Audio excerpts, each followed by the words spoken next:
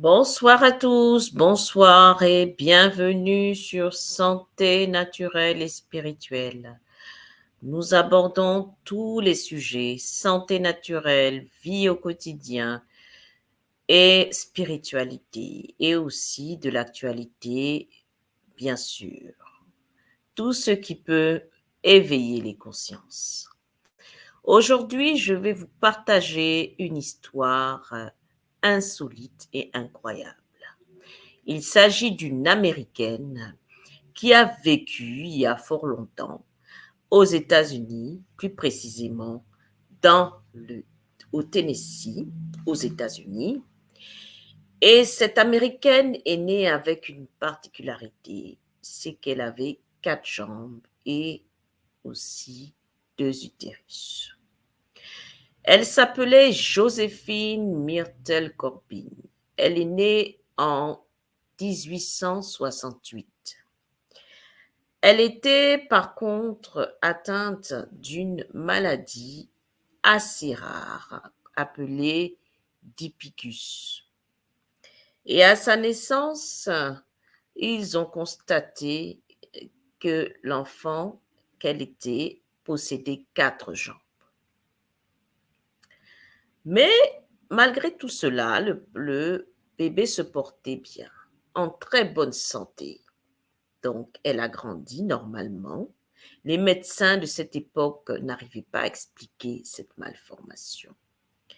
Et ils ont décidé de l'observer.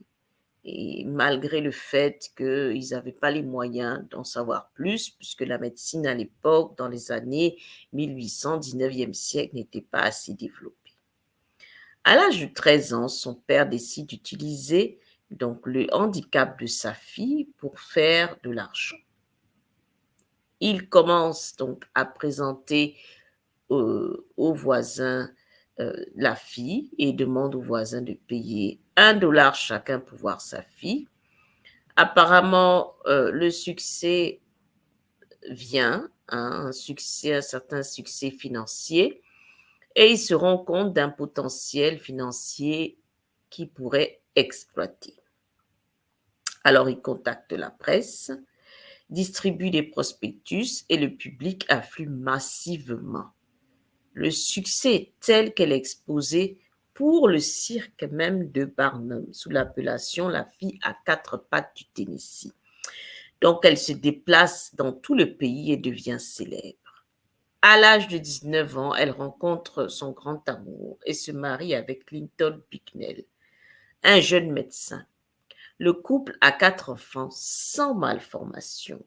Et tenez-vous bien, elle avait 2 utérus également, en plus des 4 jambes.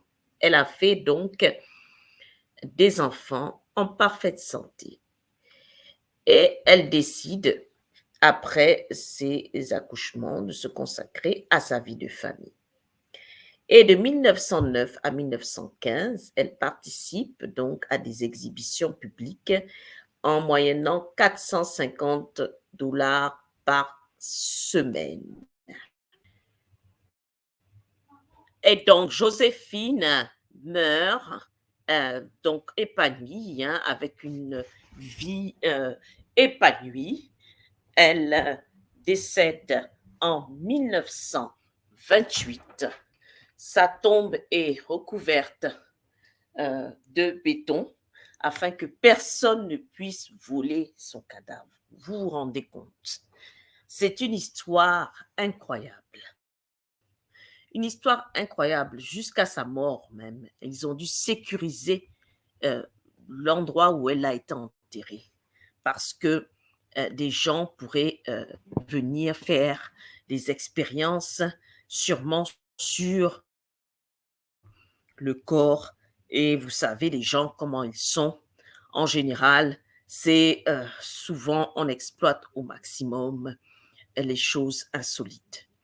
Voilà, je voulais vous partager cette histoire. Regardez cette femme qui a marqué son histoire aux États-Unis. Elle a vraiment eu une vie atypique, une vie atypique d'un côté, mais aussi normale puisqu'elle a été maman. Elle a eu une vie épanouie avec son mari et ses enfants.